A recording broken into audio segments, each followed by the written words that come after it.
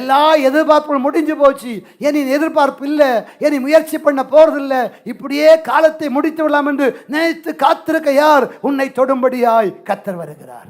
நம்பிக்கை எல்லாம் அற்று போயிட்டோ, எதிர்பார்ப்பெல்லாம் அஸ்தமித்து போயிட்டோ, எல்லா வாழ்க்கை வழிகளும் மூடப்பட்டது என்று நினைக்கிறாயோ? இல்லை இல்லை, அந்த மூடப்பட்டது என்று நினைக்கிற இடத்துல தான் இதோ இயேசு உன்னை தொட வந்திருக்கிறார். இதோ முடிஞ்சு போச்சு நினைக்கிற அந்த இடத்துல தான் இயேசு உன்னை தொட வந்திருக்கிறார். அவர் ஒரே வார்த்தை, உன் படுக்கை எடுத்துக்கொண்டு நட. 38 வருஷமாக இவரை பலவீனப்படுத்துகிற இந்த வியாதி நிமித்தமாகத்தான் இந்த படுக்கையில் 38 வருஷமாய் இவன் கிடக்க வேண்டிய வந்தது. ஆனால் இயேசு வந்தபோது சொன்னார், இந்த படுக்கை எடுத்துக்கொண்டு நட. அல்லேலூயா.